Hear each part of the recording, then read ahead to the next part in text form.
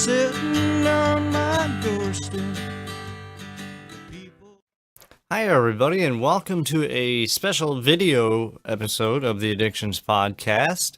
I'm your host, David Wagner. Now, I kicked my opioid habit pretty much completely with Suboxone, but, in between I was using medical marijuana, which, to be honest with you, helped immensely with my stomach issues, my throwing up, my vomiting.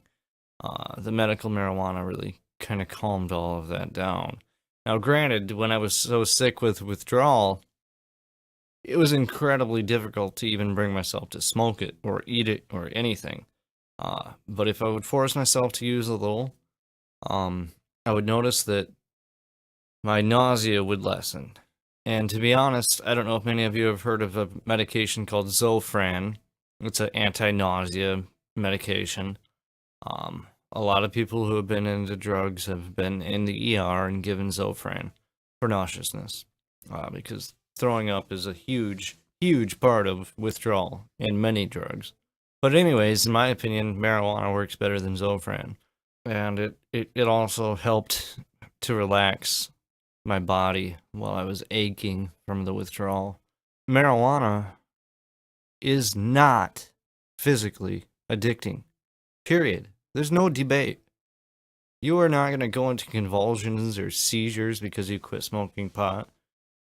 You're not going to vomit and literally have your skin crawling and your skeleton trying to jump out of your fucking body because you haven't had marijuana.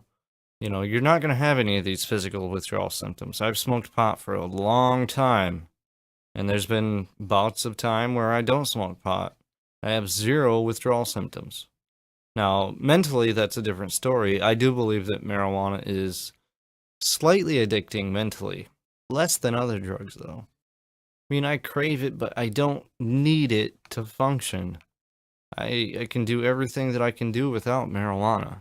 So, in many ways, I don't consider marijuana even close to being in the same echelon as things like opioids or cocaine or meth or any of that garbage.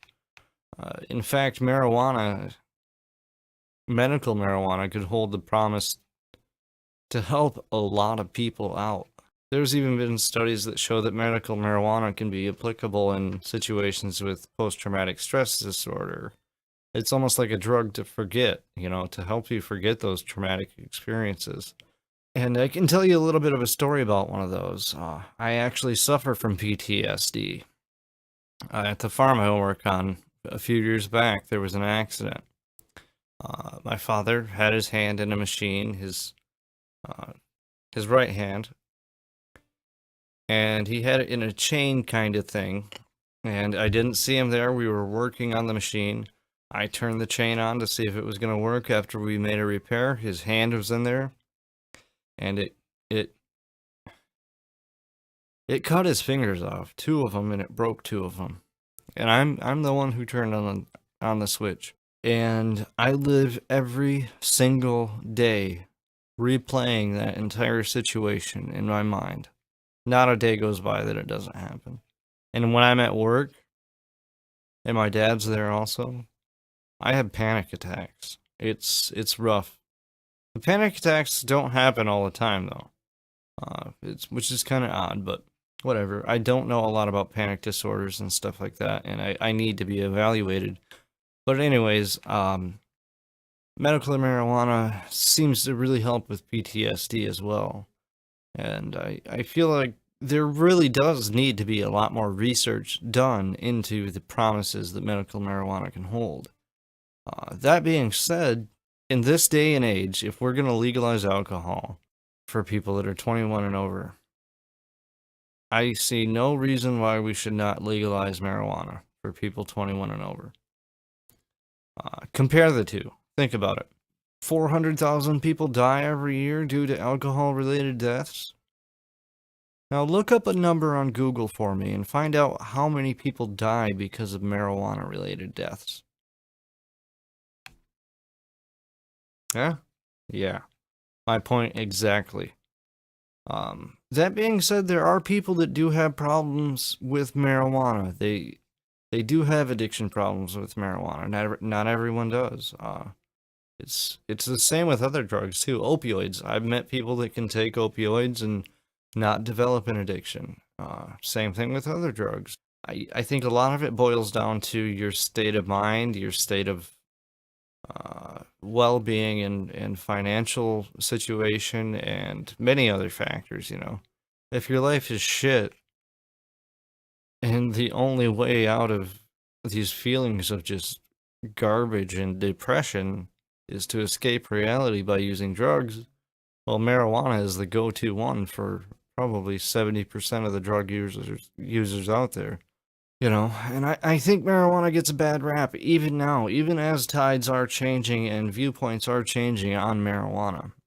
Now, I'm not saying go out and smoke a bunch of fucking marijuana, but if you do, don't feel so guilty about it, because compared to a lot of other things, you could be in a lot worse shape. I am not advocating marijuana addiction or dependence, which again, I feel is rare.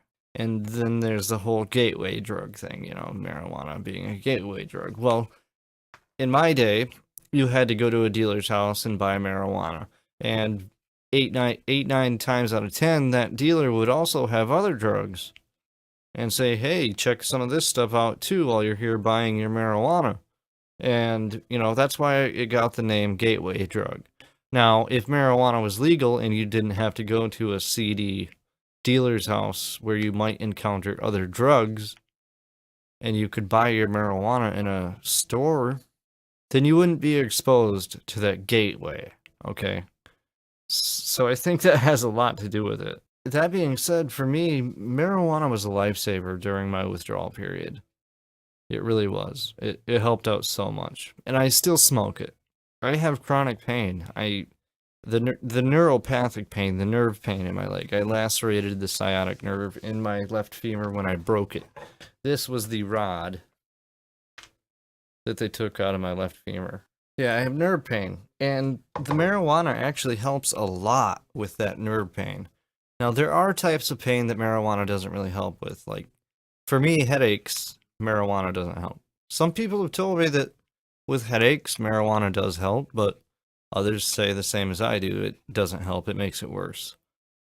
Backaches, body aches.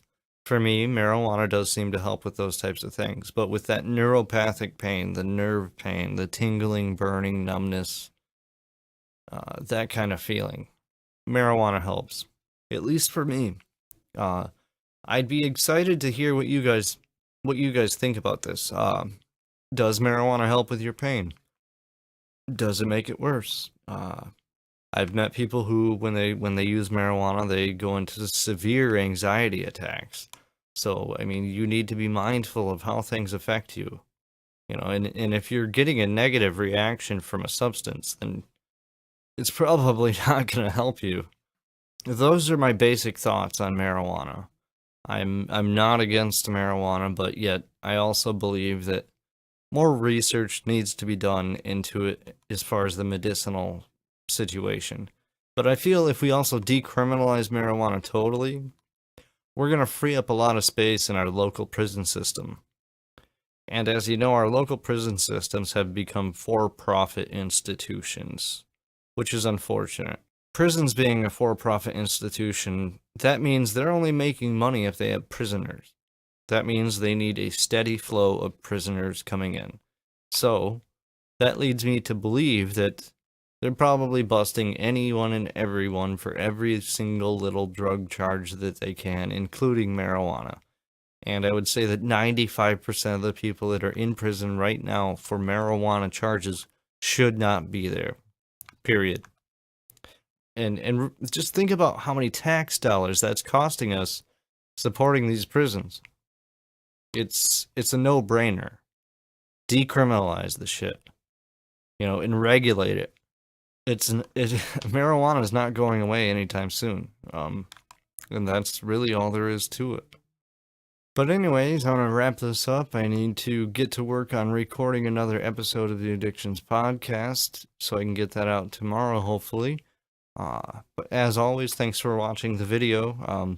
This is not an official podcast episode, but I like to do videos and stuff like this in between. As always, you can listen to all of the episodes of the Addictions podcast at addictionspodcast.wordpress.com/episodes. And you can find all sorts of other stuff on that website too, links for help with addiction. I post videos there too. You can find our YouTube channel by just searching YouTube for Addictions Podcast. We are on Twitter. We are at AddictionsCast. So follow us there. We're also on Facebook, of course. You guys should know that by now. Facebook.com/AddictionsPodcast. I also still have tons of these bad boys for anybody who would review the show on iTunes or whatever. So do that, and I will mail you a sticker.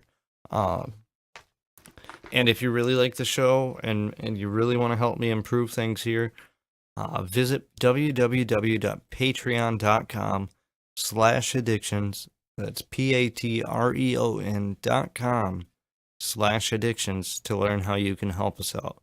Now, people that donate on Patreon, they get access to some special features that non-patrons do not get. Things like extra content and bonus episodes. You also get links to the theme song for our show After the Buzz is Gone, which we're going to perform live on a future episode of the podcast, so stay tuned for that too. Yeah, I think that about wraps up all the business I wanted to take care of here, so as always, never quit quitting, and thank you for listening and watching. They're coming back from getting wrecked. Everybody's high.